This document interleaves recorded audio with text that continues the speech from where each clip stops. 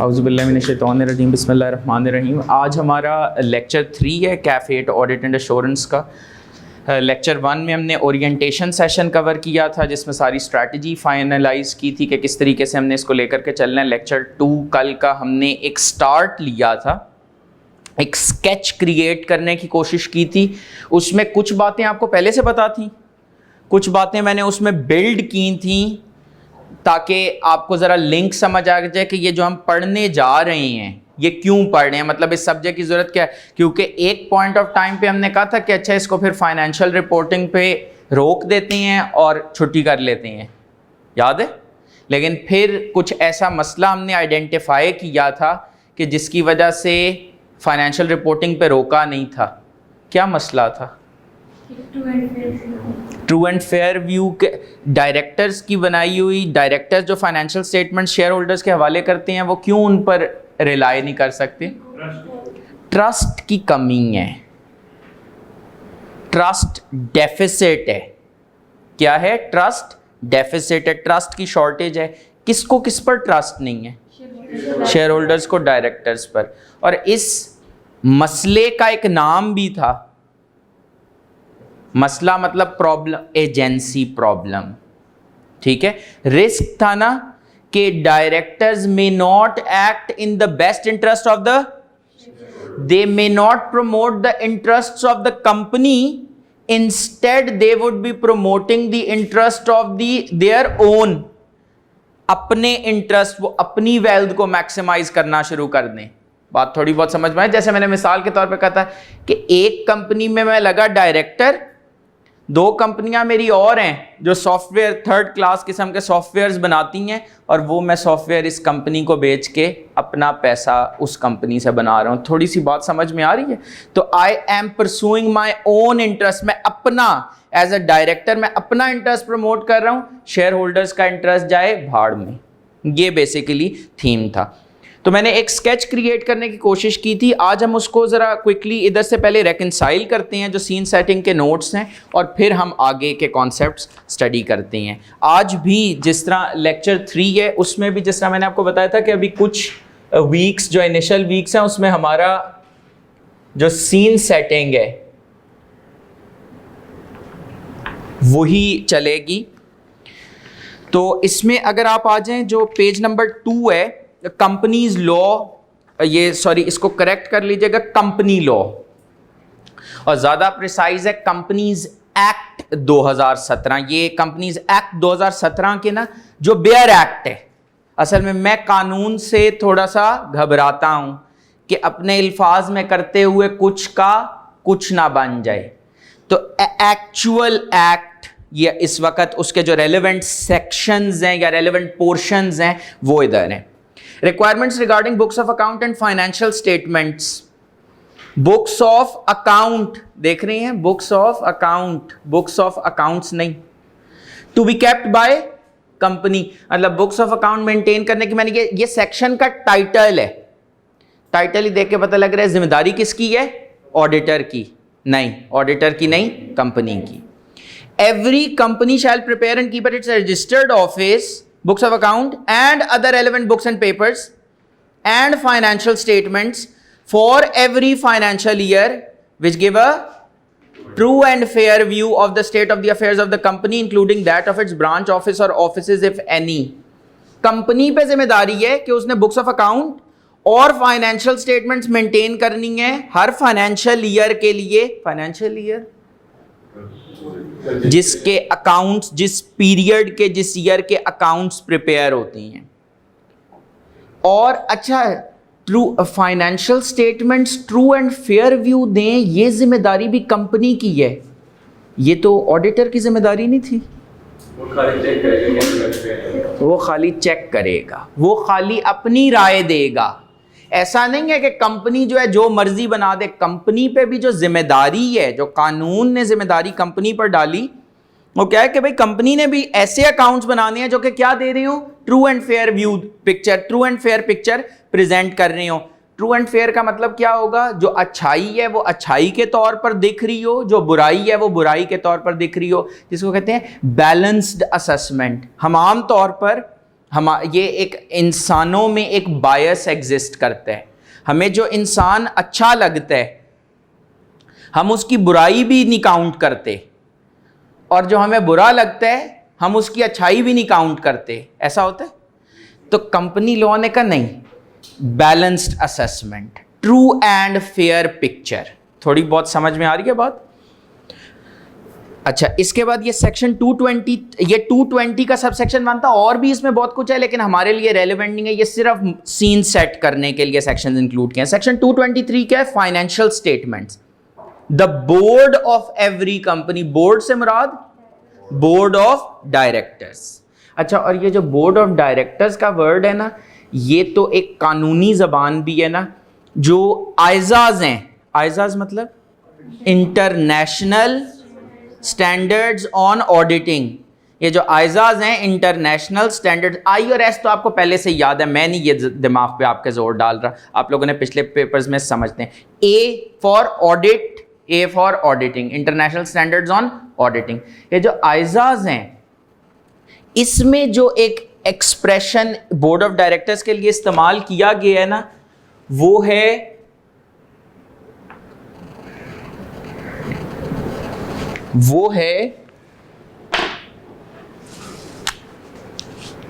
those charged with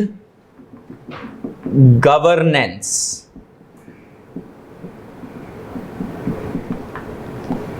और मैं इसको ऑफ कोर्स आदत से मजबूर एब्रीविएट करूंगा एज TCWG।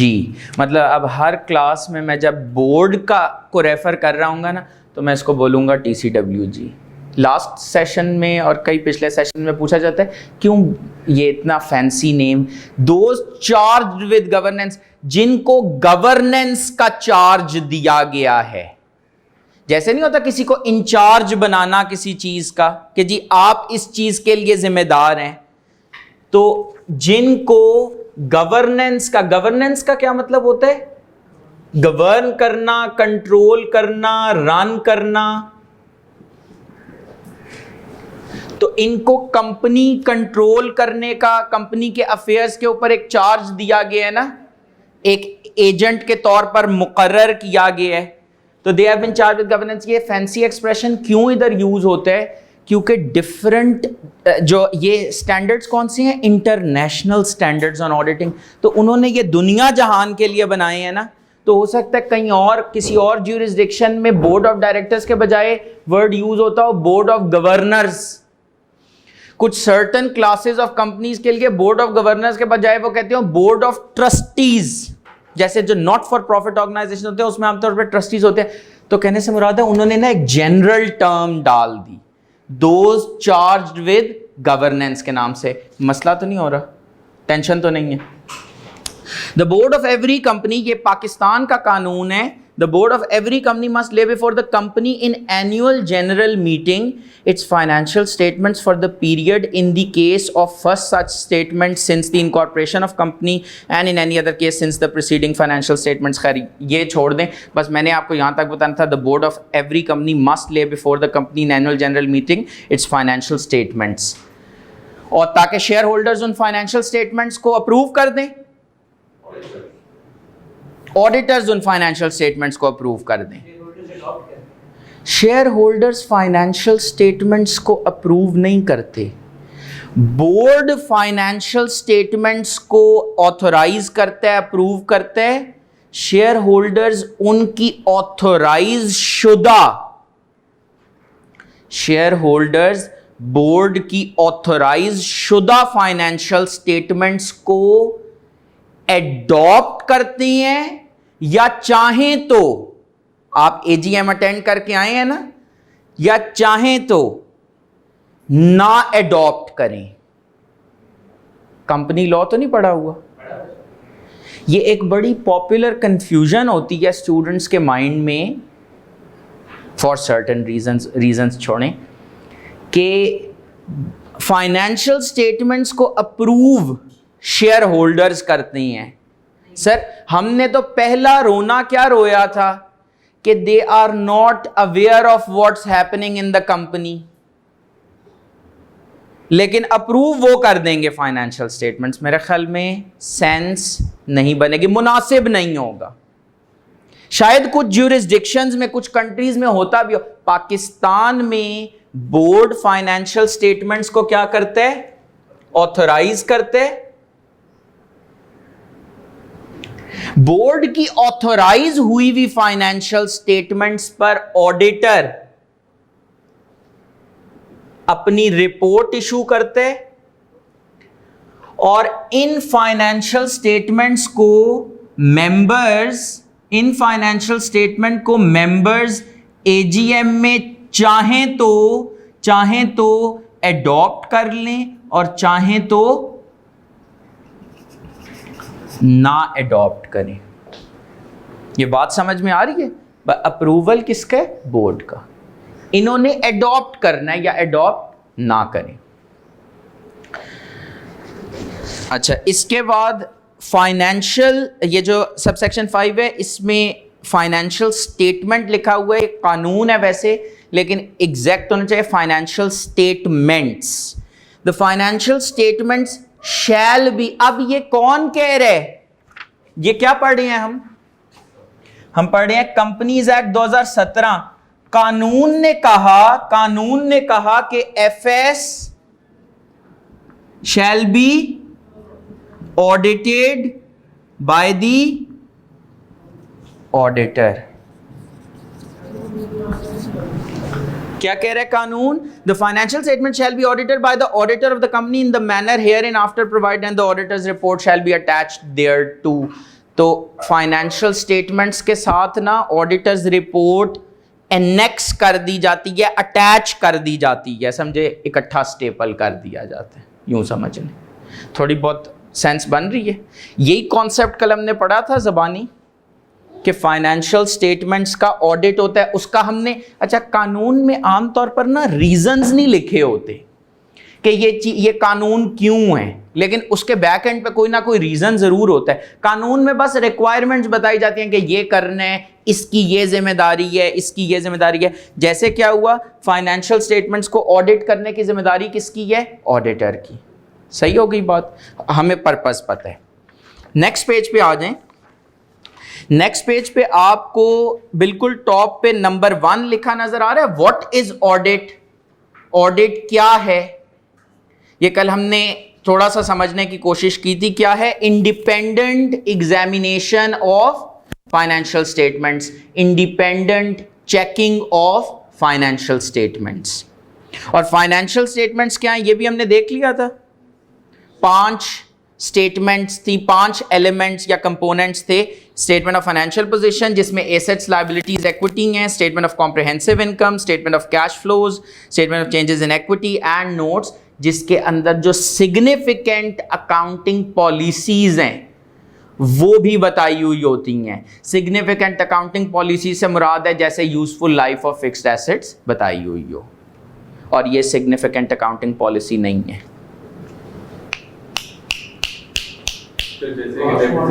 नहीं, एक मिनट, दूसरी एग्जांपल पे चले। क्यों नहीं है? हो सकता है गलत बोल रहा हूं। ये तो एस्टीमेट है, खुदा के लिए ये तो एस्टीमेट है ना, useful life of fixed assets. Straight line method reducing balance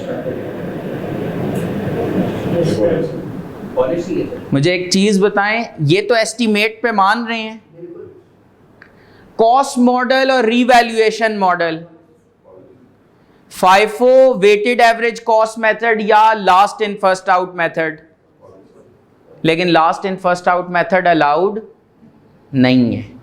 किसके लिए यूज होता है ये जो लास्ट इन फर्स्ट, लेकिन ये अलाउड नहीं है। गलत कर रहे हैं, नहीं पढ़ा रहे वैसे वो होंगे, लेकिन शायद किसी ज्यूरिसडिक्शन में अलाउड होता हो। आईएफआरएस की रूह से, आईएफआरएस की ये अच्छी रोशनी है क्योंकि आईएफआरएस की रोशनी में 2 ही मेथड्स हैं। कौन कौन से? फर्स्ट इन फर्स्ट आउट और वेटेड एवरेज कॉस्ट मेथड। आगे आ जाएं। नंबर 2, ये जो आउटपुट ऑफ ऑडिट है ना, इसको अभी छोड़ दें।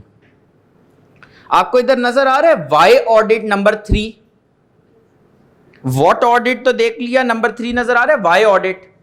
वाई ऑडिट में क्या लिखा हुआ है? Separation between ownership and control in a company, agency problem, और दूसरा क्या चीज लिखी हुई है? इंफॉर्मेशनल।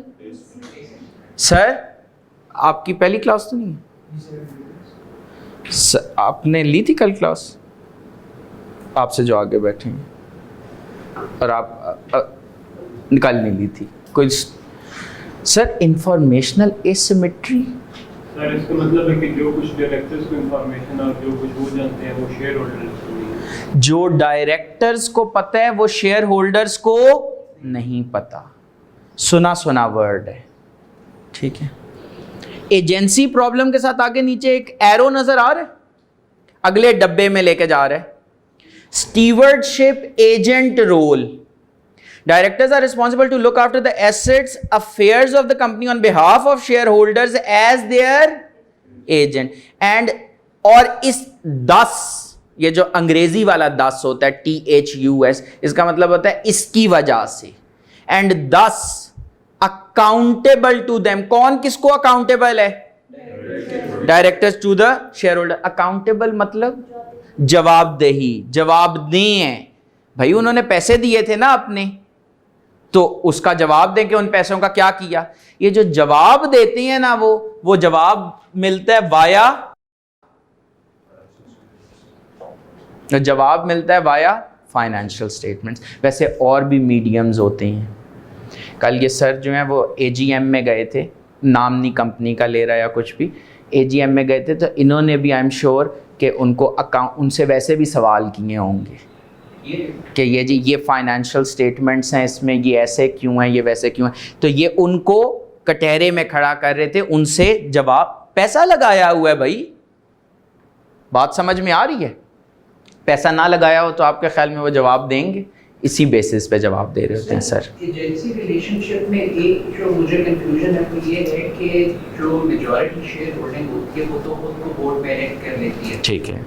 लेकिन वो ऑब्वियसली जो भी कहते हैं it's always in the best interest of the share holders.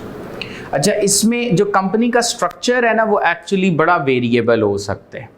उसमें डिफरेंट टाइप्स की कंपनीज हैं। ये कुछ होते हैं family based business, family based companies, उसमें तो मतलब 90% 80% शेयर होल्डिंग उनके पास ही है, तो वो तो उसमें इमेजिन नहीं किया जा सकता। लेकिन उसमें भी देखें जो फाइनेंशियल स्टेटमेंट के यूजर्स हैं, FBR को मिसलीड किया जा सकता है। मेरी ज़ाती राय में हर कंपनी में एक शेयर होल्डर जो है ना 35% का, वो FBR है। ये I am just loosely speaking, क्योंकि उसको जाना है ना टैक्स, तो उनको मिसलीड कर सकते हैं। रेवेन्यूज़ कम दिखाएं, प्रॉफिट्स कम दिखाएं, वो वाले डिफरेंट एंगल्स हैं। Directors are required to act in the best interest of the shareholders, agents, principal, ये कॉन्सेप्ट हमने देख लिया। यहाँ तक अगर किसी को भी कोई कन्फ्यूजन है तो प्लीज़ बता दें, एल्स वील प्रोसीड फॉरवर्ड। जी सर अडॉप्ट करते हैं या नहीं, क्या मतलब इसका? एडॉप्ट करते हैं या नहीं, ये अच्छा सवाल है कि मेंबर्स का एडॉप्ट करना या ना एडॉप्ट करने से मुराद क्या है। एडॉप्ट जो है ना वो एक तरह की कबूलियत है कि हाँ ये जो फाइनेंशियल स्टेटमेंट्स मेरे हवाले की गई ना, मैं इससे this is making sense to me and this is all right, वो एक रेजोल्यूशन पास हो जाएगी कि ये फाइनेंशियल स्टेटमेंट्स अडॉप्टेड हैं। ना अडॉप्ट करने में ये है, फॉर एग्जांपल कोई प्रोविजन रिकॉर्ड हुई हुई है, वो कह रहे हैं नहीं रिकॉर्ड होनी चाहिए, या रिकॉर्ड नहीं हुई हुई और वो कह रहे हैं रिकॉर्ड होनी चाहिए, जबकि इसके ऊपर तो ऑडिटर्स रिपोर्ट भी इशू हो चुकी है, तो वो कहते हैं नहीं, हम ये जो फाइनेंशियल स्टेटमेंट्स हमारे हवाले की हैं ना, हम इनको रिजेक्ट करते हैं, हम इनको अडॉप्ट नहीं कर रहे। अच्छा, उस सूरत में होता क्या है? कंपनी जो है वो SEC को बता देती है एक रीजन के साथ कि बस। अडॉप्ट नहीं किया। एक मजे की बात आगे क्या है, अडॉप्ट कर लें, इसके बाद अल्टीमेटली ये फाइनेंशियल स्टेटमेंट्स SEC के पास फाइल होनी होती है ना, तो अडॉप्ट कर ली तो भी SEC के पास वही फाइनेंशियल स्टेटमेंट्स जो बोर्ड ने ऑथराइज की थी फाइल हो जाती हैं। नहीं अडॉप्ट की तो वही फाइनेंशियल स्टेटमेंट्स, वही नॉट एडॉप्टेड फाइनेंशियल स्टेटमेंट्स जो बोर्ड ने ऑथराइज की थी वो फाइल हो जाती हैं SEC के पास। साथ एक ना नोट नथी कर दिया जाता है कि ये अडॉप्ट नहीं की गई हैं बाय शेयर होल्डर्स, और क्यों नहीं अडॉप्ट, क्या तकलीफ थी, वो उसके साथ लगा कर भेज दिया जाता है। जी शेयर होल्डर्स होते हैं वो और मतलब वो ऑडिट हुई होती है जो उनके पास आती है, वो उसको भी रिजेक्ट करते हैं। असल में कुछ शेयर होल्डर्स ज़्यादा इन्फॉर्म्ड भी होती हैं ना, मतलब शेयर होल्डर्स में ना कुछ सारे इंडिविजुअल शेयर होल्डर्स नहीं होते, इंस्टीट्यूशनल शेयर होल्डर्स भी होते हैं। मतलब कोई कंपनी है जो किसी दूसरी कंपनी की शेयर होल्डिंग रखती है, तो वो फॉर एग्जांपल ज़्यादा इन्फॉर्म्ड है, तो वो समझते हैं कि नहीं ये फाइनेंशियल स्टेटमेंट्स सही नहीं है, या फॉर एग्जांपल इसमें कोई भी और इशू है, या यहाँ पे कोई मसला था। ठीक है, सर जो ऑडिटर होते हैं वो शेयर होल्डर की तरफ से होते हैं, मतलब शेयर होल्डर्स अपॉइंट करते हैं ऑडिटर को, यस, नॉर्मल सिचुएशन में। बाकी हम ये वाला जो एरिया है ये कंपनी लॉ में इसके ऊपर डिटेल्ड गाइडेंस है। नॉर्मली अभी के लिए यही समझें कि शेयर होल्डर्स अपॉइंट करते हैं, शेयर होल्डर्स को मेजॉरिटी केसेस में ऐसा ही होता है, कुछ एक्सेप्शनल सिचुएशंस हैं। अच्छा जी, अब सर हम आ जाते हैं कि फाइनेंशियल स्टेटमेंट्स का कानून ने कहा किसको, ऑडिटर को, कि इन फाइनेंशियल स्टेटमेंट्स का क्या करे, ऑडिट करे। और अच्छा, ये जो ऑडिट के बारे में कहा गया ना, ये आगे हमने पढ़ना है, लेकिन अभी के लिए वैसे समझ लें, ये कंपनीज एक्ट 2017 में असल में लिखा हुआ है कि ऑडिटर ने करना है इन अकॉर्डेंस विद, क्योंकि देखें डिफरेंट स्टैंडर्ड्स दुनिया में हो सकते हैं ना, तो कानून ने क्लैरिटी प्रोवाइड की कि ऑडिटर ने जो ऑडिट करना है वो किसके मुताबिक करना है, international standards on auditing. International auditing standards तो नहीं कहेंगे, कभी भी नहीं, ठीक है, इंटरनेशनल स्टैंडर्ड्स ऑन ऑडिटिंग। अच्छा, जब आप कहते हैं ना कि ऑडिटर ने ऑडिट करना है इंटरनेशनल स्टैंडर्ड्स ऑन ऑडिटिंग के तहत, तो इसका रिजल्ट क्या होगा, इसका रिजल्ट होगी एक ऑडिटर्स रिपोर्ट, क्योंकि ऑडिट में उसने एग्जामिनेशन की ना फाइनेंशियल स्टेटमेंट्स की, जो कुछ उसने चेकिंग की, जो कुछ उसको वो चेक करके हासिल हुआ, वो कहां पर आ जाएगा, ऑडिटर्स रिपोर्ट में। वो कहां पर आ जाएगा, ऑडिटर्स रिपोर्ट में। इस ऑडिटर्स रिपोर्ट में बहुत कुछ होता है, ये पूरा एक चैप्टर है, हम इसको तफसील से कवर करेंगे, लेकिन इसमें एक जो सबसे इंपॉर्टेंट बात होती है वो क्या होता है, कल भी हमने देखा था, वो होता है ओपिनियन ऑन फाइनेंशियल स्टेटमेंट्स। याद है, यहां से शुरू हुआ था, यहां और फिर यहां पर आकर ना ट्रू एंड फेयर व्यू, और उससे पहले एक राग हमने सीखा था, क्या था वो, ऊंचा सा जरा,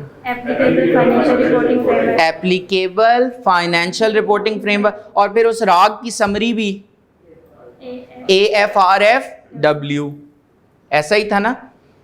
तो ऑडिटर अपनी रिपोर्ट, वो जो राय का इजहार करना है ना उन फाइनेंशियल स्टेटमेंट्स पर जो कंपनी ने बनाई, उस राय का इजहार कहां किया जाएगा, एक रिपोर्ट में, और वो होती है इंडिपेंडेंट ऑडिटर। वो ऑडिटर ही क्या जो इंडिपेंडेंट ना हुआ, इस पर हमने कल एक अच्छी गुफ्तगू की थी।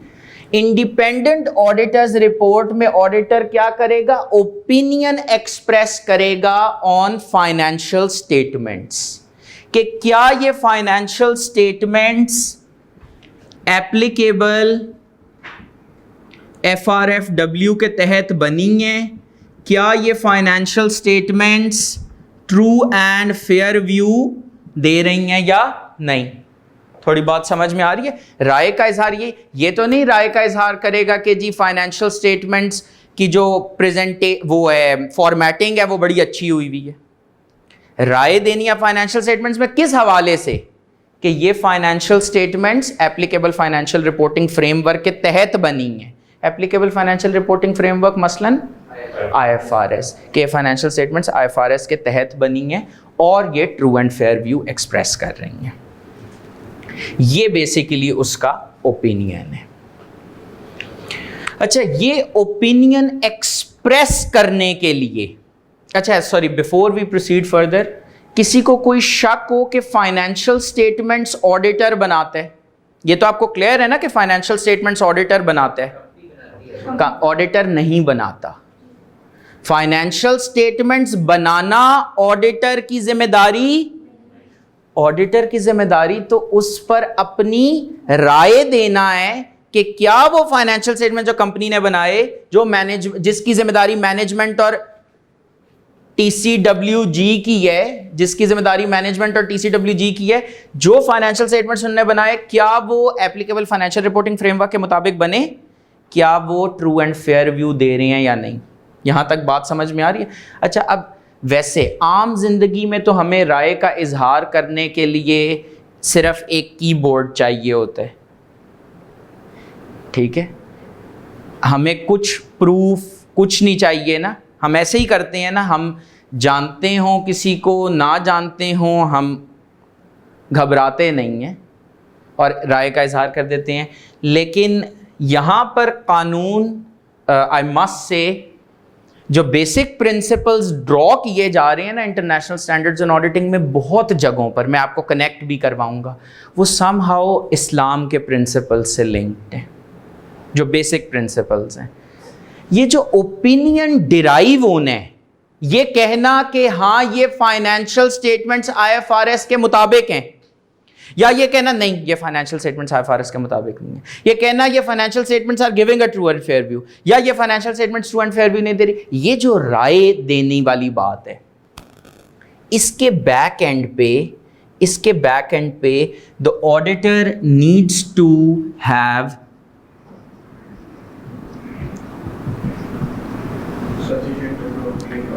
sufficient appropriate audit evidence। आप अगर चेक करें, मुझे इसमें से एडजेक्टिव्स बता देते हैं कौन से हैं? sufficient and appropriate, दो। मतलब कोई आम एविडेंस नहीं चलेगा सर, कोई आम एविडेंस से गुजारा नहीं होगा। ऑडिटर ने अगर ओपिनियन एक्सप्रेस करने तो उसके पास कैसा एविडेंस होना चाहिए? Sufficient and appropriate, sufficient and appropriate evidence. अच्छा, ये पूरी एक साइंस है, इसके ऊपर एक पूरा डेडिकेटेड स्टैंडर्ड है, लेकिन अभी सिर्फ समझाने के लिए, मतलब इन्हीं सीन सेटिंग में ही आगे हम इसको फॉर्मली भी बड़े अच्छे से कवर करेंगे, लेकिन अभी सिर्फ समझ लें। सफिशिएंसी का मतलब है कि एविडेंस की जो मिकदार है, जो क्वांटिटी है ना, वो काफी होनी चाहिए।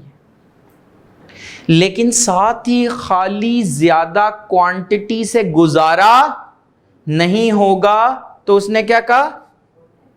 एप्रोप्रिएट मतलब क्वालिटी, क्वालिटी भी सही होनी चाहिए। इसकी मैं आपको एक एग्जांपल देता हूं। आपको पेपर में एक क्वेश्चन का आंसर नहीं आता और आप 5 नंबर का सवाल था, 2 पेजेस लिखा है, ठीक है, क्वांटिटी तो बहुत है,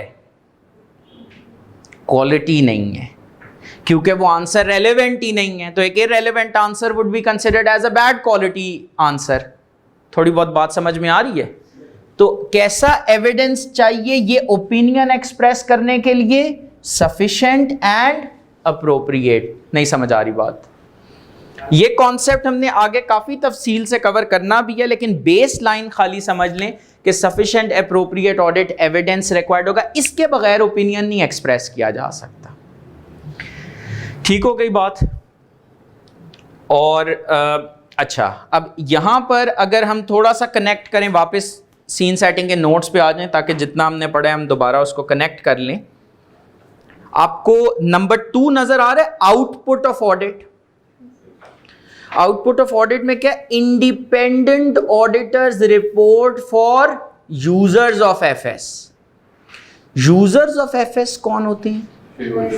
share holders, investors, clients, stakeholders सारे स्टेक होल्डर्स, टैक्सेशन अथॉरिटीज, आपके कस्टमर्स, आपके suppliers, all of investors, actual investors, potential investors, ये सारे बेसिकली क्या हैं? ये आपके यूजर्स ऑफ फाइनेंशियल स्टेटमेंट्स हैं।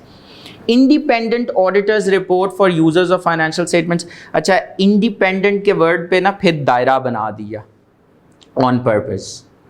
वो क्या है? Auditors independence necessary so that the auditors opinion is, ये कल डिस्कस किया था ना हमने कि अगर ऑडिटर इंडिपेंडेंट नहीं होगा तो बायस का एलिमेंट आएगा, और जैसे ही ऑडिटर बायस्ड हो गया तो वो कभी भी इंडिपेंडेंट नहीं रहेगा, और वो अपना ओपिनियन जो वो एक्सप्रेस शायद करना चाहता था वो एक्सप्रेस नहीं करेगा, उसमें वो हेरा फेरी कर सकते हैं।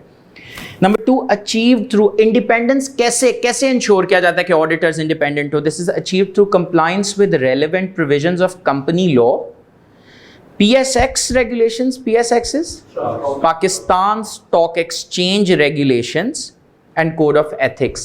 ये कुछ लॉज और कोड्स हैं जिनमें कुछ ना रिस्ट्रिक्शंस लगाई गई हैं कि ये लोग कंपनी के ऑडिटर नहीं हो सकते।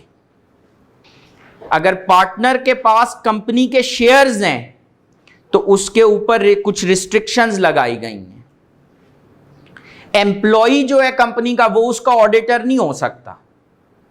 इस तरह कुछ रिस्ट्रिक्शंस हैं जो कंपनी लॉ में, रेगुलेशंस में, कोड ऑफ एथिक्स में लगाई गई हैं। कंपनी लॉ और कोड ऑफ एथिक्स में जो रिस्ट्रिक्शंस हैं वो हम कैफ 8 में पढ़ेंगे भी। वो हमारे ये 2 अलग चैप्टर्स हैं, कंपनी लॉ और कोड ऑफ एथिक्स का, इसके अंदर कैफ 8 में। और जहाँ तक ताल्लुक है PSX रेगुलेशंस का, उसकी जो रिक्वायरमेंट्स है वो इंशाल्लाह ताला अल्लाह खैर करे CFAP 6 में आप लोगों के साथ पढ़ाई जाएंगी। सर नहीं, वो बुक की ज़रूरत नहीं है, वो उसके CFAP 6 में। Independent auditor's report for users of financial statements. अब इसमें होगा क्या? वैसे इसमें और भी बहुत कुछ होता है। अगर आप इंडिपेंडेंट ऑडिटर्स रिपोर्ट देखें ना किसी कंपनी की तो उसमें काफ़ी कुछ होता है, लेकिन ख़ास तौर पर अगर आप मेरे से पूछें ना इसका मेन मकसद क्या है, तो that is to express an opinion on FS। FS मतलब that is whether FS compliant with applicable financial reporting framework and in all material respects, in all material respects। जो डिसीजन मेकिंग को affect करता है। Material क्या होता है? जो decision making को, जो इकोनॉमिक डिसीजन मेकिंग को अफेक्ट कर रहा हो। फाइनेंशियल स्टेटमेंट्स में जो टोटल एसेट्स हैं वो है 5 बिलियन के। आपको मैनेजमेंट में से ही या एम्प्लॉय कोई कंपनी का आके बताए, एक बात बताता हूं तुम्हें, किसी को बताना नहीं, और वो क्या है कि ये जो इन्होंने डेवलप में इंटेंजिबल एसेट में 10,000 रुपये कैपिटलाइज किए हुए ना, ये असल में रिसर्च कॉस्ट है। तो आपका जवाब होना चाहिए ये किसी को बताने वाली बात भी नहीं है, यही जवाब होना चाहिए ना। क्यों? मटेरियल नहीं है, इमटेरियल। 5 बिलियन के एसेट्स में से माइनस में कर लूं 10,000 रुपये, तो क्या जब तक मुझे ये इंफॉर्मेशन नहीं थी, अच्छा जब तक वो मेरा बहुत खैर ख्वाह था, कुछ लोग बहुत अपना बनने की कोशिश करते हैं ना, वो मेरा बहुत खैर ख्वाह था, उसने कहा तुम इन्वेस्ट करने जा रहे हो, मैंने कहा तुम्हें बता दूं। तो जब मुझे वो ये बता देगा तो उसके बाद तो मुझे नहीं इन्वेस्ट करना चाहिए इस कंपनी के शेयर्स में। 10,000 का मसला है ना। हंस रहे हैं आप लोग। सर अनलेस और इमटेरियल अमाउंट फ्रॉड की अंडर नहीं आती तब से कार। तो मेरे ख्याल में मेरा डिसीजन नहीं बदलेगा चाहे मुझे ये इंफॉर्मेशन पता होती। अच्छा, असूली मौक़िफ़ मिस्टेक तो है, इसमें तो कोई दो राय नहीं है कि मिस्टेक नहीं है, लेकिन मेरा उसकी वजह से या इकोनॉमिक डिसीजन इम्पैक्ट नहीं हो रहा। ये बात थोड़ी बहुत समझ में आ रही है या नहीं? तो इसका मतलब है अगर इस तरह की 2-2 रुपए की मिस स्टेटमेंट्स हों तो ऑडिटर के मत्थे नहीं लगना। बात समझ में आ रही है? ऑडिटर के मत्थे नहीं लगना, क्योंकि ऑडिटर की जिम्मेदारी है ही मटेरियल आइटम्स के हवाले से कि कोई मटेरियल मिस्टेक्स ना हो फाइनेंशियल स्टेटमेंट्स में। बात थोड़ी बहुत सेंस बना रही है या बिल्कुल ऊपर से? सच सच बताएं अगर जी। लार्ज वॉल्यूम हो ऑफ इमटेरियल मिस्टेक्स, बिल्कुल। इसमें अब मटीरियलिटी के थोड़े से और निटी ग्रिटीज हैं कि एक मिस स्टेटमेंट को तो चलो माफ कर दिया, लेकिन इस जैसी 50 और मिस स्टेटमेंट्स हैं और अमाउंट वाइज भी थोड़ी ज्यादा हैं, तो वो अगर इकट्ठे करें तो क्या इफेक्ट होगा, ये भी एक कंसिडरेशन है। फिर अमाउंट ही सब कुछ नहीं होती, sometimes miss statements bye amount नहीं मटीरियल होती, बाय नेचर क्वालिटेटिवली मटीरियल होती हैं। ये सारे कॉन्सेप्ट्स बड़े तफसील से, एक स्टैंडर्ड है पूरा इस पे।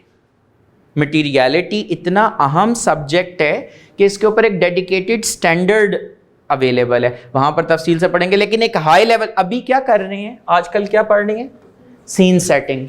तो माहौल बनाने के लिए ना पूरा एक हेलीकॉप्टर व्यू ले रही हैं कि हमने आगे क्या क्या चीजें पढ़नी है। तो एप्लीकेबल फाइनेंशियल रिपोर्टिंग फ्रेमवर्क में अगर आप देखें एग्जांपल्स क्या दी हुई हैं, IFRS, US gap, company law. आप लोगों में से किसी ने FR2 तो नहीं पढ़ा? उसमें आप लोगों के पास 4th schedule 5th schedule to the companies act तो नहीं? उसने भी तो कुछ एडिशनल डिस्क्लोजर रिक्वायरमेंट स्पेसिफाई की है ना। उन 4th स्केड्यूल 5th स्केड्यूल में ना वो IFRS से भी एक नेक्स्ट लेवल पे गए हैं। जो रिक्वायरमेंट्स IFRS में नहीं थी ना, उन्होंने कहा नहीं नहीं ये बातें भी बताओ। एडिशनल डिस्क्लोजर्स हैं कुछ जो उसके अंदर प्रिस्क्राइब किए गए हैं।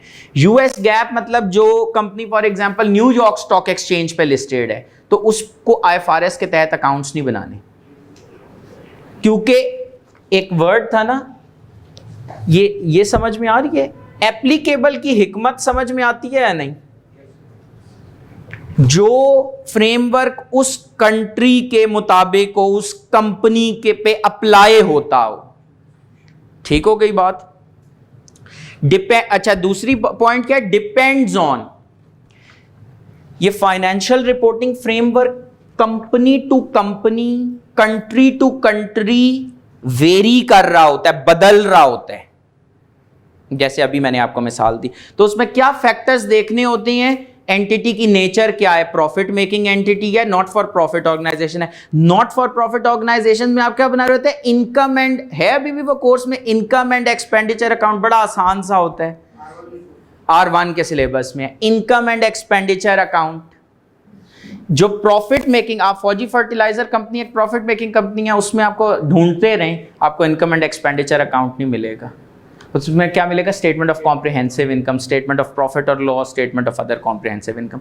तो नेचर ऑफ एंटिटी के तहत बदल गया क्योंकि फ्रेमवर्क की रिक्वायरमेंट चेंज हो गई।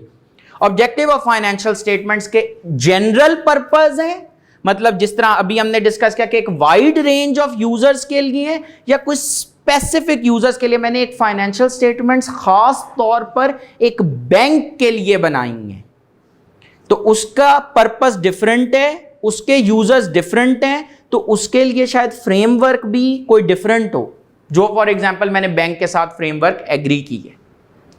तीसरी चीज एप्लीकेबल लॉज। आज मैं आपके साथ ग्रुप में एक डॉक्यूमेंट शेयर करूंगा जिसका नाम है 3rd schedule to the companies act. आपने उसको याद नहीं करना, पहली बात। 2 सफ़ात पे मुश्तमिल है वो, तो आपने टेंशन लेनी, आपने उसको याद नहीं रखना। सिर्फ एक बात आपके दिमाग में ना फिक्स करनी है।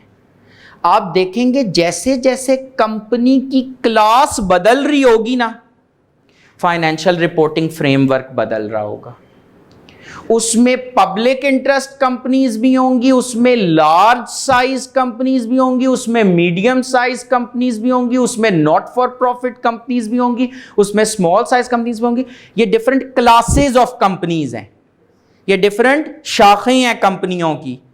तो as the class of company changes, financial reporting framework भी, बस आपने ना उसको याद नहीं करना, सिर्फ उसको एक दफ़ा देख लीजिएगा। हो सकता है मैं गलत कह रहा हूँ ना, हो सकता है ना। असल मकसद वो दिखाने का जो थर्ड स्केड्यूल है वो क्या है, आपके दिमाग, जब आप अपनी आंखों से एक चीज़ देख लेंगे ना, वो आपके दिमाग में फिक्स हो जाएगी।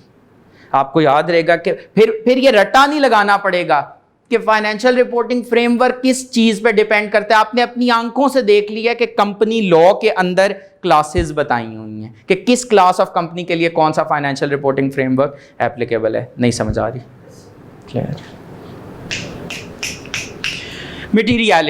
मटीरियलिटी पे अगर आप आते हैं सर, तो मटीरियलिटी के साथ मजबूर होकर मैंने मेंशन भी कर दिया, क्या लिखा हुआ है, आइज़ा 320, आइज़ा 320, उसमें तो तफसील से पढ़ेंगे, मोटी मोटी बातें इधर कर दी। इंफॉर्मेशन दैट इन्फ्लुएंसेस मतलब असर करती है, अफेक्ट करती है economic decisions of users. Information में भी मटेरियल फ्रॉम अ क्वांटिटेटिव और क्वालिटेटिव पर्सपेक्टिव। सर कल की फाइनेंशियल स्टेटमेंट्स में सोचें, अर्निंग्स पर शेयर एक रेशियो होती है, छोटी सी पिद्दी सी एक लाइन होती है, अर्निंग्स पर शेयर का डिस्क्लोजर नहीं दिया, बाकी सारा प्रॉफिट तक बता दिया, खुद कैलकुलेट कर लेना अर्निंग्स पर शेयर। लेकिन इन्होंने कहना था ये ओपिनियन, अगर और ऑडिटर ने उसके बावजूद ओपिनियन दिया होता कि ऑल इज वेल, ऑडिटर कभी ये ओपिनियन ना देता। ऑडिटर ने कहना था नहीं, फाइनेंशियल एक रेशियो मिस हो रही है, कि ऑडिटर को क्या तकलीफ होगी कि ये क्वांटिटेटिवली छोड़ दें, ये क्वालिटेटिवली बड़ी मटेरियल है। अर्निंग्स पर शेयर रेशियो की बड़ी हिकमत है। हिकमत का अंदाजा यहां से लगाएं कि ये वो वाहिद रेशियो है जिसके ऊपर एक डेडिकेटेड अकाउंटिंग स्टैंडर्ड अवेलेबल है, और किसी रेशियो के ऊपर अकाउंटिंग स्टैंडर्ड नहीं है। बाकी जितनी भी रेशियोज है ना, उसमें किसी के ऊपर भी स्टैंडर्ड नहीं है। और आपने शायद कभी कभी देखा भी हो कि वो फॉर्मूले भी वेरिएबल यूज़ हो रहे होते हैं। वो क्यों? क्योंकि कोई स्टैंडर्ड एग्जिस्ट ही नहीं करता। लेकिन अर्निंग्स पर शेयर की रेशियो के लिए स्टैंडर्ड है। तो वो क्योंकि यूजर्स के लिए बड़ी इंपॉर्टेंट चीज़ है, वो यूजर्स उससे कंपनी की फाइनेंशियल परफॉर्मेंस को असेस करना चाह रहे हैं। तो ऑल्दो एक छोटा सा नंबर है, लेकिन उसकी वजह से रिपोर्ट में क्वालिफिकेशन आ सकती है। पता नहीं क्या होती है क्वालिफिकेशन, लेकिन कुछ आप यूँ समझ लें, रिपोर्ट में ऑडिटर अपने ओपिनियन में इस बात के ऊपर कोई एतराज़ उठा सकते हैं। ठीक है, एक्सप्रेस। और लास्ट चीज, अच्छा नंबर 3, सबसे खूबसूरत बात, और ये वो बात है जो आपके आगे आने वाले कई सवालों का मेरा भी जवाब होगा। मैं आपको कुछ ना कुछ तो जवाब दूंगा, लेकिन उसकी आखिरी लाइन होगी, sir this depends on auditor's judgement. जगह जगह पर ऑडिट में ना उसने कहा depending on the auditor's judgement, depending on the auditor's professional judgement, वो ये काम करे ना करे ये ऑडिटर की जजमेंट पे डिपेंड। अच्छा, जजमेंट के ऊपर आगे अगले पेज पे पूरा हमने डिटेल में इसको खंगालना है, तो अभी मैं तफसील में नहीं जा रहा, अगले ही पेज पे देख लें, वैसे शायद गलत कह रहा हूँ, है पेज 4 में जो दूसरा डब्बा आपको नज़र आ रहा है ना, प्रोफेशनल जजमेंट लिखा हुआ है। अच्छा जी, तो डिफरेंट, अच्छा उस हिसाब से फाइनेंशियल रिपोर्टिंग ना बड़ी इजी है, उसमें कोई स्टैंडर्ड्स में कोई जजमेंट का एलिमेंट नहीं इन्वॉल्व्ड है। ये फाइनेंशियल रिपोर्टिंग का ना आसानी है।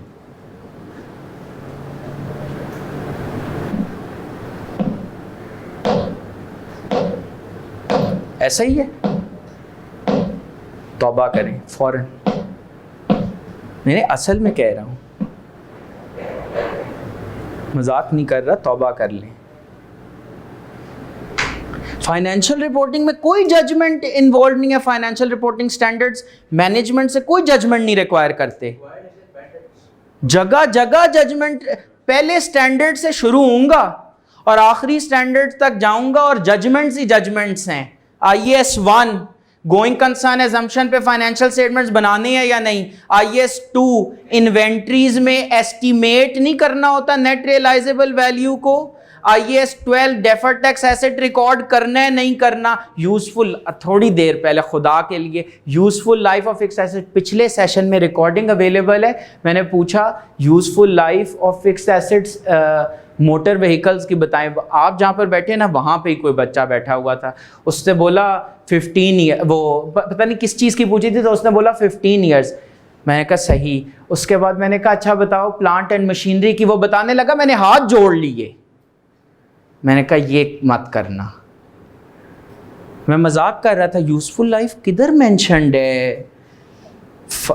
IFRS में मेंशन्ड है, क्योंकि मैंने IFRS भी पढ़े और IFRS के साथ ना एक बेसिस ऑफ कंक्लूजन होता है। यकीन करें कहीं मुझे वो नहीं मिली जो उन्होंने बताई। बात समझ में आए? तो जगह जगह फाइनेंशियल रिपोर्टिंग में भी जजमेंट्स इन्वॉल्व हैं। तो ये हमारी जो फील्ड है इसमें जजमेंट का बड़ा अमल दखल है। Express an opinion on FS whether FS compliant with applicable financial reporting framework in all material respects. मैंने इसको एंड किया यहां पर। इससे इसी को एक दूसरे तरीके से भी यही जो बात की है ना, इसको एक दूसरे अल्फाज में इधर इसी बात को किया गया, जरा वो समझ लें। Opinion expressed after obtaining reasonable assurance about whether FS are free from bracket fraud/error। ने भी बात की थी ना, ओपिनियन एक्सप्रेस करेंगे, जरूर करेंगे, but after obtaining sufficient appropriate audit evidence. क्योंकि जब सफिशिएंट अप्रोप्रिएट ऑडिट एविडेंस हासिल हो जाएगा ना, तो क्या मिलेगी? Reasonable assurance. पता नहीं क्या होती है, कुछ होती है। किस बारे में? अश्योरेंस का वैसे मतलब क्या होता है? दिलासे से थोड़ा ऊपर। दिलासा तो ये होता है ना, झूठी तसल्ली भी हो सकती है। यकीन दहानी, बेस्ड ऑन फैक्ट्स, क्या बात है, कॉन्फिडेंस। मैं आपको रीजनेबल अश्योरेंस दे रहा हूं, एब्सोल्यूट नहीं, कि इंशाअल्लाह ताला अगर आप क्लासेस बाकायदगी से अटेंड करते हैं, टेस्ट्स अटेम्प्ट करते हैं, असाइनमेंट्स करते हैं, mid term mock, final mock, daily का काम डेली करते हैं, तो इंशाअल्लाह ताला मैं आपको रीजनेबल अश्योरेंस दे रहा हूं, कॉन्फिडेंस दे रहा हूं, आप पास हो जाएंगे। ठीक हो गया? अभी समझते हैं रीजनेबल अश्योरेंस क्या है। किस बारे में? कि क्या FS फ्री फ्रॉम MM है या नहीं। ये जो सफिशिएंट अप्रोप्रिएट एविडेंस हासिल किया, ये किस बारे में किया था? कि क्या ये FS फाइनेंशियल रिपोर्टिंग फ्रेमवर्क के मुताबिक बनी है या नहीं। अगर FS इज इक्वल टू, अब फाइनेंशियल रिपोर्टिंग फ्रेमवर्क को अगर मैं IFRS कर दूं तो कोई एतराज तो नहीं, मिसाल के तौर पे, ताकि सिंपल रहे, क्योंकि फाइनेंशियल रिपोर्टिंग फ्रेमवर्क बड़ा हैवी वर्ड है, वो हमेशा सोच के पहले ये सोचना पड़ता है वो क्या होता है। सही है? अगर FS के बराबर हैं, आपने जो एविडेंस हासिल किया सफिशिएंट अप्रोप्रिएट, आपको पता लगा कि FS और IFRS बराबर है। IFRS ने कहा था रिसर्च एक्सपेंस को एक्सपेंस आउट करो, फाइनेंशियल स्टेटमेंट्स में एक्सपेंस आउट हुआ, तो बराबर होगी ना। तो इस सिचुएशन में क्या कोई मिस स्टेटमेंट है? No misstatement. Misstatement क्या होती है? अगर मैंने ये जो लिखा है इसकी बेसिस पे अगर आप इन्फर करने की कोशिश करें, तो उसकी ट्रीटमेंट कुछ और वो कर देता है, उसकी ट्रीटमेंट वो कुछ और कर दे। Very good. मतलब डरते डरते बोल रहा हूं, बताइएगा सही है या नहीं।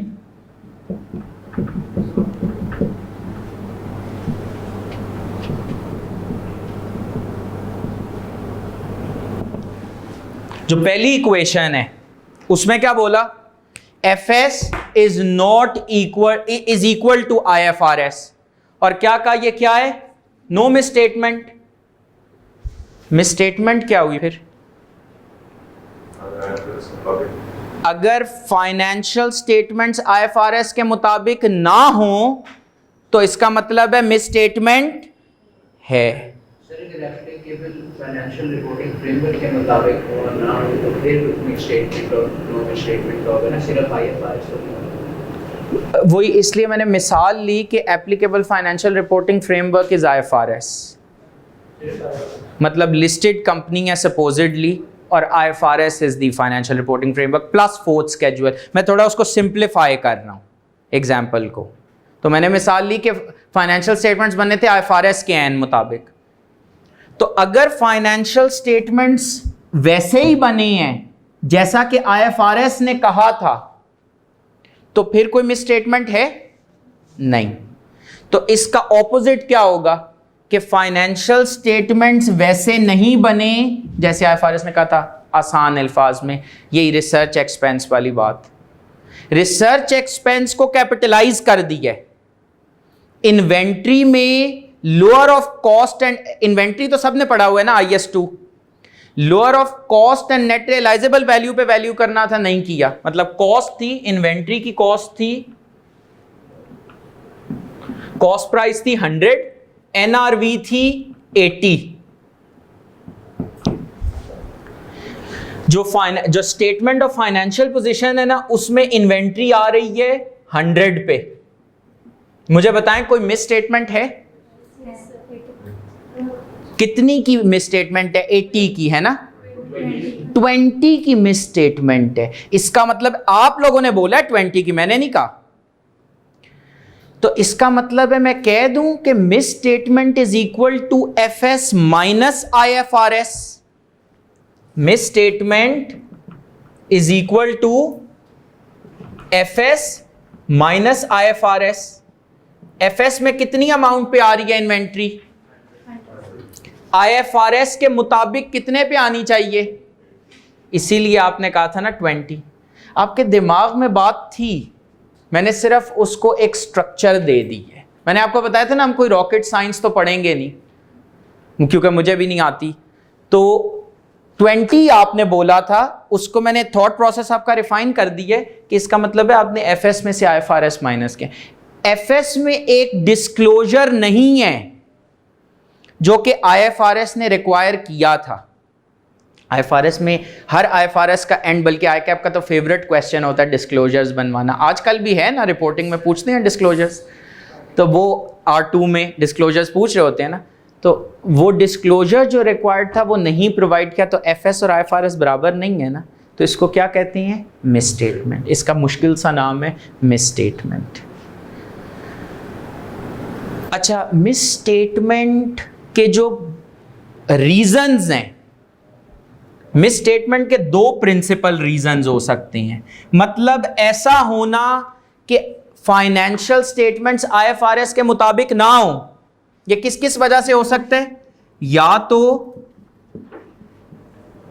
एरर की वजह से या फ्रॉड की वजह से। दोनों में क्या फर्क होगा? डेलिब्रेट होता है, error by mistake. Very good. एक इंटेंशनल, दूसरा अनइंटेंशनल। कौन सा इंटेंशनल? फ्रॉड। जानबूझकर। पता है कि रिसर्च को कैपिटलाइज नहीं करते, लेकिन फिर यह भी तो पता है ना कि मेरा बोनस प्रॉफिट पे डिपेंडेंट है। मेरा बोनस प्रॉफिट पे डिपेंडेंट है। अगर इस रिसर्च कॉस्ट को एक्सपेंस आउट करूंगा तो प्रॉफिट कम होगा, तो मेरा बोनस, मुझे नहीं तकलीफ पहुंचनी चाहिए ना। ये इंसान की सेल्फिश नेचर को मद्देनजर रखते हुए किया हुआ है। लेकिन साथ ही साथ एक और चीज जहन में रखिएगा कि सिर्फ फ्रॉड की वजह से मिस स्टेटमेंट नहीं हो सकती। मिस स्टेटमेंट का रीजन एरर भी हो सकते हैं।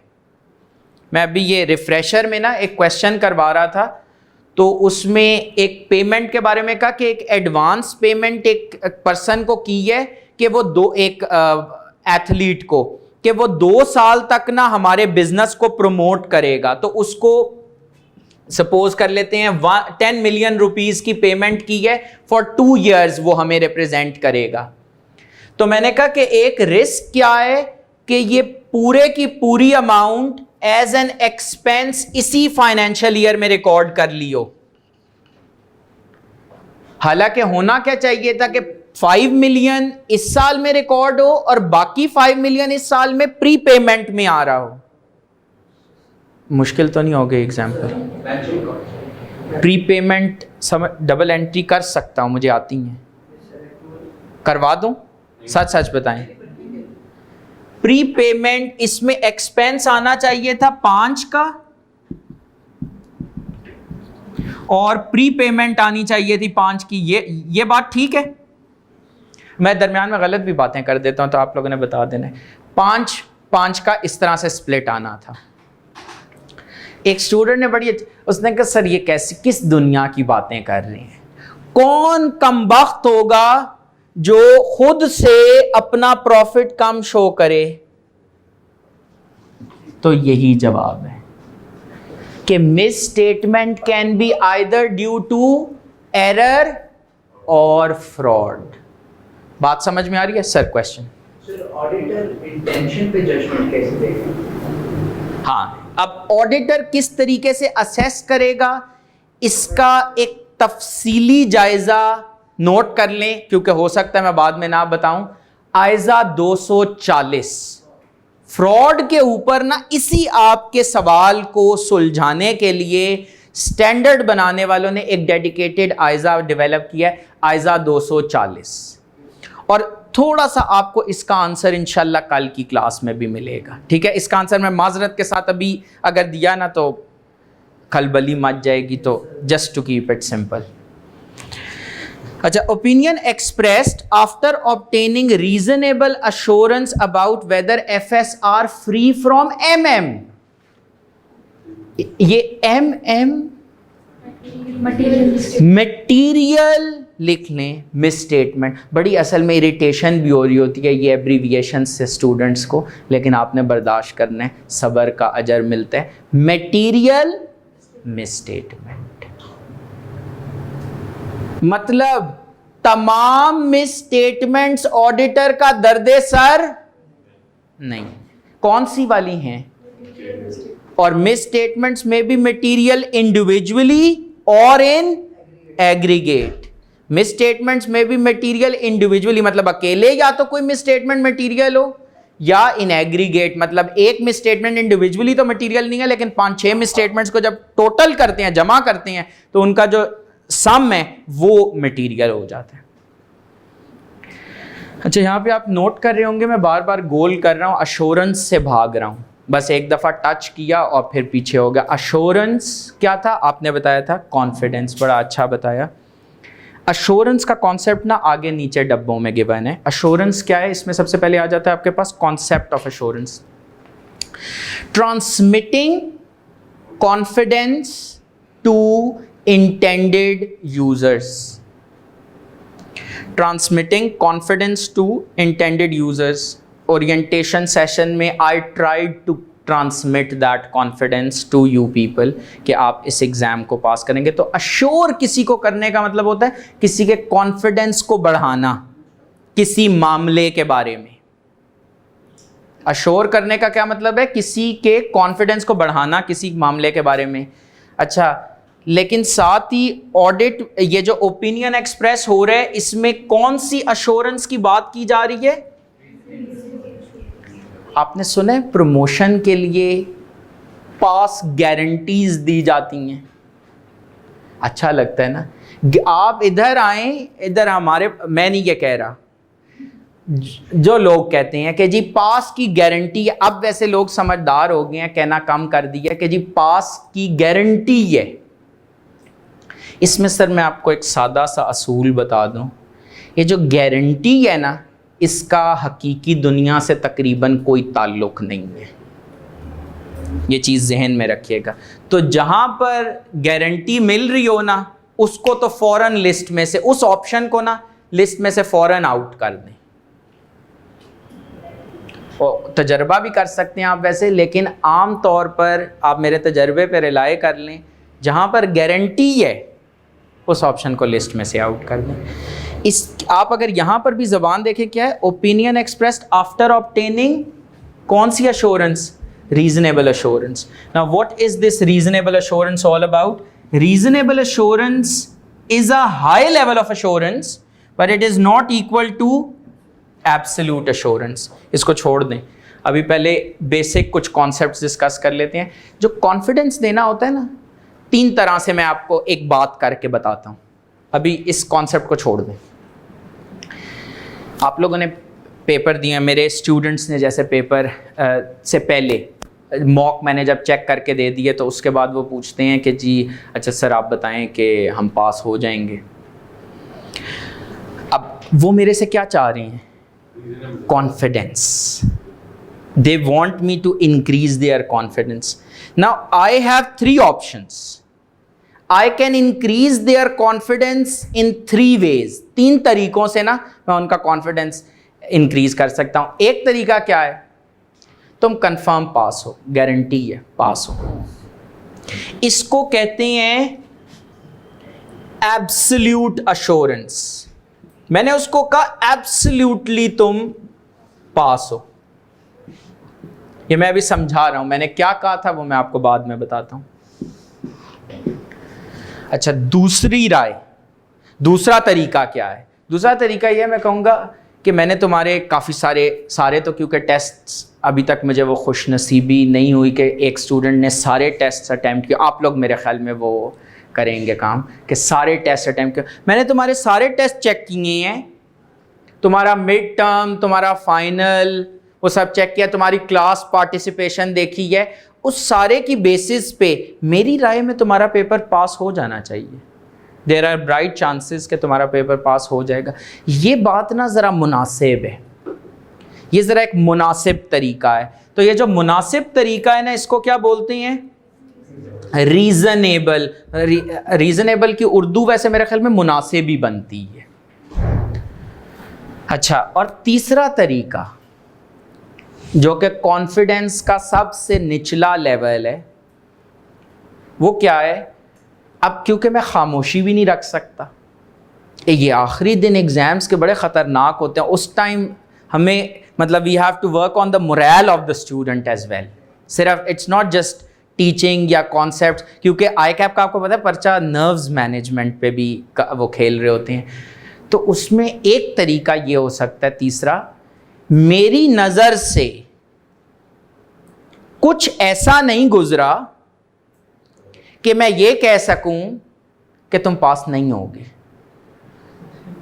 मेरी नज़र से कोई बुरी बात नहीं की, मेरी नज़र से कुछ ऐसा नहीं गुजरा कि मैं ये कह सकूं कि तुम पास नहीं होगे। बड़ा मेरे ख्याल में डिफेंसिव, ऐसे डरा डरा सा कॉन्फिडेंस नहीं है। इसको कहते हैं लिमिटेड या नेगेटिव अश्योरेंस। लिमिटेड या नेगेटिव अश्योरेंस। बात समझ में आ रही है? लिमिटेड या नेगेटिव अश्योरेंस। तो अगर आप 1 से 3 पे जाएं तो जो अश्योरेंस का लेवल है, जो कॉन्फिडेंस का आप लोगों ने स्टैट्स पढ़ा हुआ है, उसमें आपने कौन सा पढ़ा था? कॉन्फिडेंस लेवल पढ़ा हुआ है? नहीं भी पढ़ा तो कोई मसला नहीं है, लेकिन होता क्या, ये कॉन्फिडेंस लेवल रिड्यूस होता जा रहा है। ये शुरू हुआ था 100% से, एब्सोल्यूट पे तो 100% है ना, लेकिन ये क्या रीजनेबल 100% हो सकता है? 100% से कम होगा, से 50 to 99 कर लें, लेकिन 100 नहीं होगा। लिमिटेड, ये वैसे ही बोल नंबर्स दे रहा हूँ, लिमिटेड है सपोज 49%, मतलब 49%। तो कॉन्फिडेंस लेवल का फर्क समझ में आ रहा है कि तीनों में फर्क है। ऑडिट में कौन सा, जो ऑडिट में जो ओपिनियन एक्सप्रेस किया जाता है आफ्टर ऑब्टेनिंग साई, तो कौन सा अश्योरेंस दी जा रही होती है? which is a high level of assurance, which is a high level of assurance, क्योंकि limited से तो high ही है ना, but not absolute assurance, इससे ज़्यादा, इससे कम. So reasonable assurance is a high level of assurance, but not absolute assurance. ये समझ रहे हैं, reasonable assurance is not equal to absolute assurance. और वैसे absolute assurance क्या हम डॉक्टर से एक्सपेक्ट करते हैं एब्सोल्यूट एश्योरेंस के एक मरीज की ज़िंदगी के बारे में, for instance? So we don't expect them. अच्छा, ऐसा क्यों होता है कि ऑडिटर क्यों नहीं रीजनेबल, क्यों एब्सोल्यूट एश्योरेंस नहीं दे सकता? इस पर भी हम तफसीली गुफ्तगू करेंगे, लेकिन क्या बात है, समझ आ रहा है इसका मतलब है. देखिए, आप लोगों के दिमाग में पॉइंट्स मैंने कहा था ना सब होंगे. बड़ी अच्छी इन्होंने एक बड़ी खूबसूरत बात कर दिया.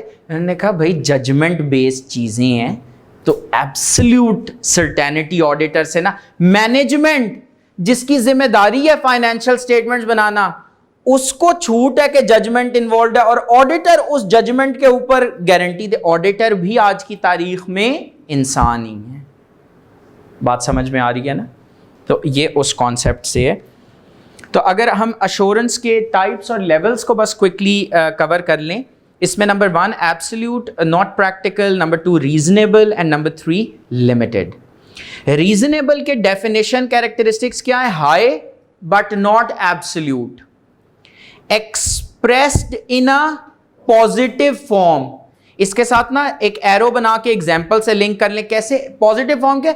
इन our opinion FS give a true and fair view. ये क्या है? Positively worded.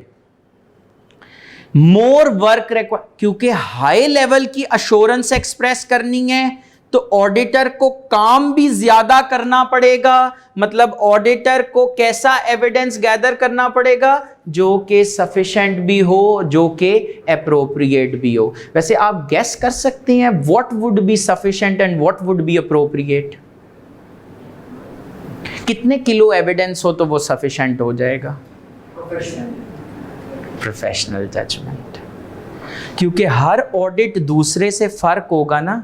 एक प्राइवेट सेक्टर कंपनी का ऑडिट वर्सेस एक नॉट फॉर प्रॉफिट ऑर्गेनाइजेशन का ऑडिट, एक लार्ज साइज कंपनी का ऑडिट, एक स्मॉल साइज कंपनी का ऑडिट, डिफरेंट ऑडिट्स में डिफरेंस होगा ना. तो क्या सफिशिएंट एविडेंस है, क्या अप्रोप्रिएट एविडेंस है, वो वेरी करेगा. और वो किस चीज़ पर डिपेंड करता है? ऑडिटर की प्रोफेशनल जजमेंट पे. ये एक दफ़ा उसने सवाल पूछा, लोगों ने सारे जो और पॉइंट्स थे वो मेंशन किए. उसने एग्जामिनर कमेंट में जो तकलीफ बताई, वो उसको दुख किस चीज़ का हुआ, वो दुख ही लग रहा था मुझे, मैंने जब पढ़ा था ना कमेंट. वो कहते हैं कि बड़ा अफसोस की बात थी कि लोगों ने जो मेन पॉइंट था वो तो लिखा ही नहीं कि यहाँ पर प्रोफेशनल जजमेंट पे ये चीज़ डिपेंड करती है. ये जब मैं वो सवाल आपको करवा रहा हूँगा, आप लोग फिर भूले हुए होंगे, फिर मैं आपको याद करवाऊँगा. 21 सितंबर वेडनेसडे का दिन था, आप यहाँ बैठे थे जहाँ आप बैठे हैं, तो उस हिसाब से फिर याद रहेगा. तो ये आप लोगों ने याद रखना है. क्या याद रखना है? किस हवाले से? हर हवाले से. In general, sufficient appropriate evidence in particular. एक और भी एग्जांपल वैसे प्रोफेशनल जजमेंट की आज की क्लास में हमने देखी है, वो कौन सी थी? ऑडिटर के प्रोफेशनल जजमेंट, जिस पे फिर मैंने रोका था, ये बजाया था, फिर मैंने बोला था कि जजमेंट जो है ना, यूजफुल लाइफ की जजमेंट ऑडिटर एक्सरसाइज करेगा. नोट से देख लें. मटीरियलिटी. तो हमने आज जजमेंट की 2 मिसालें सीख ली हैं. ये टेस्ट नेक्स्ट वीक जो टेस्ट है उसमें पूछा हुआ है सवाल मेरे ख्याल में, तो ये आपने ये मिसालें मेंशन करनी है. मोर वर्क रिक्वायर्ड एविडेंस की बात हो गई. और चौथी बात क्या है? ओपिनियन एक्सप्रेस करता है, अपनी राय का इजहार करता है. लिमिटेड अश्योरेंस में क्या है? It's a moderate level of assurance. It's not a high level of assurance, एक मॉडरेट लेवल ऑफ अश्योरेंस है. Expressed in a negative form. वो मेरी नजर से कुछ ऐसा नहीं गुजरा कि मैं ये कह सकूं कि तुम पास नहीं होगे. ये नेगेटिवली वर्डेड है. Example, based on our review, nothing has come to our attention that causes us to believe that FS do not give a true and fair view. और इसमें जैसे ऑडिट है उसमें कौन सी अश्योरेंस होती है? Limited assurance, reasonable assurance. और इसमें एग्जांपल क्या है? रिव्यू ऑफ फाइनेंशियल स्टेटमेंट्स और फोरकास्ट। ये इंशाल्लाह ताला आपको प्रैक्टिकल एग्जांपल्स कल दिखाऊंगा तो बताऊंगा ये रिव्यू ऑफ फाइनेंशियल स्टेटमेंट्स क्या होता है, फोरकास्ट क्या होती हैं, वहां पर प्रैक्टिकली आपको ये मल्टीमीडिया पे डिस्प्ले करेंगे। मॉडरेट लेवल हो गया number 2, expressed in negative form. Number 3, क्योंकि लेवल ऑफ कॉन्फिडेंस कम देने अगले को तो काम भी कम करना पड़ेगा ना, तो level of work required, level of evidence भी कम है। और अच्छा, एक्चुअली ये जो based on our review nothing has come to our attention in substance, दरअसल ये ओपिनियन ओपिनियन है ही नहीं, इसको ओपिनियन कहना ओपिनियन की तौहीन है, ये कंक्लूजन है, ये एक कंक्लूजन है, ये एक नतीजा है। ओपिनियन होता है राय, कंक्लूजन होता है नतीजा। नतीजा ना ओपिनियन से जरा लोअर दर्जा रखते हैं। ये बात समझ में आ रही है? रीजनेबल एश्योरेंस में क्या है? राय, जबकि यहां पर क्या है? नतीजा, कंक्लूजन। ये जो नतीजा है ना ये लोअर दर्जा रखता है। यहां पर रीजनेबल एश्योरेंस में जब हमने सफिशिएंट एप्रोप्रिएट एविडेंस हासिल किया और कंक्लूड किया ना, तो फिर हमने नतीजा अखज करने के बाद अपनी राय का खुल के इजहार किया। यहां पर हमने अपनी कोई राय का खुल के इजहार नहीं किया, हमने एक कंक्लूजन दिया, एक नतीजा बताया कि हमारे काम का नतीजा ये है, और यहां पर रुक गए हैं। ये नहीं कहा कि in our opinion financial statements give a true and fair view. सिर्फ अभी याद रखने के लिए क्या है कि कोई चीज होती है रिव्यू ऑफ फाइनेंशियल स्टेटमेंट्स, कोई होता है रिव्यू ऑफ फोरकास्ट जिसमें लिमिटेड अश्योरेंस दी जाती है। वो उसको प्रैक्टिकल एग्जांपल से कल की क्लास में इंशाल्लाह डेमोन्स्ट्रेट करूंगा। कोई कंफ्यूजन यहां तक? नहीं, कुछ समझ नहीं आ रहा? वाकई ये क्योंकि दो पॉसिबिलिटीज ही होती हैं सवाल ना होने में, एक तो जो अभी आपने बताई है और दूसरी क्या होती है कि कुछ समझ नहीं आया। तो इसमें मैं एज्यूम कर लेता हूँ कि पहली वाली पॉसिबिलिटी है, सब समझ आ गए। ठीक है जी। सर आपने बताया कि जो ट्रू एंड फेयर व्यू लेगा वो अकॉर्डिंग टू मतलब जो आपने आईएफआरएस बोल दिया, आईएफआरएस। सर ये जो अभी आपने नोट्स में दोबारा बताया कि अकॉर्डिंग टू कंपनी लॉ तो स्टॉक एक्सचेंज, ये क्यों कह रहे हैं? जो कंपनी लॉ और स्टॉक एक्सचेंज की रेगुलेशंस का रेफरेंस दिया है वो डिफरेंट है। वो रेफरेंस है ऑडिटर की इंडिपेंडेंस के हवाले से, कि ऑडिटर को इन माइंड एंड दिखने में ऑडिटर का अनबायस्ड होना, इंडिपेंडेंट होना जरूरी है। तो उसके लिए provisions company law, stock exchange regulations और कोड ऑफ एथिक्स में गिवन है। ठीक है, ये एक इनका सवाल मैं आप लोगों के साथ रिपीट कर दूं। वो ये कह रही हैं कि आपने कंपनी लॉ का जिक्र इंडिपेंडेंस में भी किया, अगर मैं रीफ्रेज करूं, और फिर एप्लीकेबल फाइनेंशियल रिपोर्टिंग फ्रेमवर्क में भी कर दिया। कहीं सवाल ये तो नहीं है, या दोबारा सवाल कर लें? नहीं सर, मैं ये पूछ रही हूँ ना कि आपने बताया कि auditor true and fair view देगा according to applicable financial reporting framework, कि क्या financial statements applicable financial reporting framework के तहत हैं। सही है। हाँ ये वाला। और सर फिर आपने ये भी बताया कि वो स्टॉक एक्सचेंज की तरह है या कंपनीज लॉ? स्टॉक एक्सचेंज की तरफ है या मतलब अकॉर्डिंग टू कंपनीज लॉ या पाकिस्तान स्टॉक एक्सचेंज के अकॉर्डिंग है? सॉरी, अच्छा मैं फॉलो नहीं कर पाया क्वेश्चन। जी जी, फ्रेमवर्क है वो कंपनी टू कंपनी डिपेंड कर सकता है, वो बात फ्रेमवर्क जो है वो कंपनी टू कंपनी वेरी कर सकता है, ये सवाल है। सर आप दोबारा से, मैं ये पूछ रही हूँ कि आपने बताया कि auditor true and fair view देगा अकॉर्डिंग टू जो आईएफआरएस, मतलब आप बिल्कुल बिल्कुल उस तरह देगा। और फिर ये भी है कि ऑडिटर इंडिपेंडेंट है अकॉर्डिंग टू कंपनीज लॉ और पाकिस्तान स्टॉक, ये मतलब तो हाँ, मैं पहले सही समझा था, इसीलिए एमसीक्यूज में कहते हैं ना पहली ऑप्शन जो दिमाग में आए वो ठीक कर देनी चाहिए, वो सही होती है। अच्छा, इसमें बेसिकली ये वही कंपनी लॉ ही है, कंपनीज एक्ट ही है, इसमें ऑडिट से रिलेटेड भी प्रोविजंस हैं और इसमें फाइनेंशियल स्टेटमेंट से रिलेटेड भी प्रोविजंस हैं।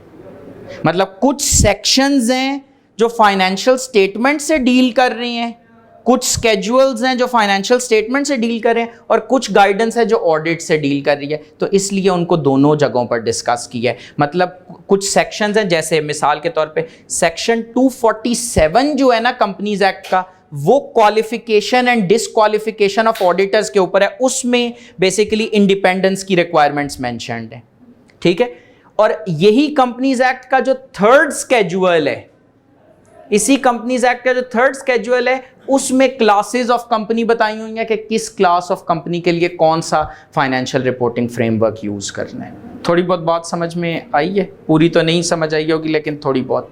जी सर, एक और बात। जी प्लीज। सर आपने मिस स्टेटमेंट के बारे में कि फाइनेंशियल, और उसके बाद आपने इक्वेशन भी बना के बताई कि फाइनेंशियल स्टेटमेंट और ये, अगर हम डिस्क्लोजर की बात करते हैं उसमें तो कोई मतलब फिगर्स ऐसा नहीं आती ना। बड़ा अच्छा सवाल है, तालियां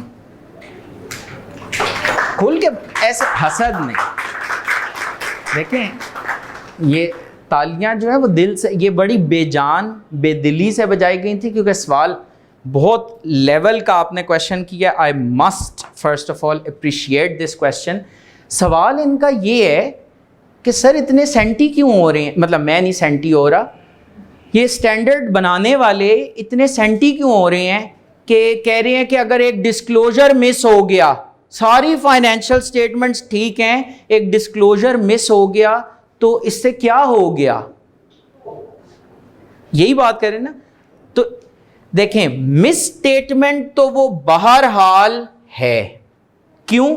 क्योंकि IFRS के मुताबिक ने ये डिस्क्लोजर किसने कहा था? IFRS ने कहा था ना, तो मिस स्टेटमेंट तो ये बहरहाल है। अब ये मटेरियल है या नहीं, इसका फैसला कौन करेगा? Auditor, based on his professional judgement about the materiality of the misstatement. लेकिन इसमें कोई दो राय नहीं है कि ये मिस स्टेटमेंट है, ये यकीनन मिस स्टेटमेंट है। कोई भी ऐसी चीज जहां पर फाइनेंशियल स्टेटमेंट्स में IFRS की खिलाफ वर्जी की गई हो, कोई भी ऐसी चीज जिसमें IFRS की खिलाफ वर्जी की गई हो, वो बहरहाल मिस स्टेटमेंट के जुमरे में आती है। वो मटेरियल है या नहीं, वो ऑडिटर का दर्द-ए-सर है, उसको ऑडिटर इवैल्यूएट करेगा। ठीक हो गया? और कोई सवाल? दोबारा एक दफा तालियां, मैं बड़ा इंप्रेस हुआ इस पॉइंट ऑफ टाइम पे, इस तरह का क्वेश्चन आई वाजंट एक्सपेक्टिंग। इनाम तो देखिए अनाउंस्ड क्वेश्चंस पे होगा, ठीक है। और किसी का कोई क्वेश्चन नहीं? ओके जी।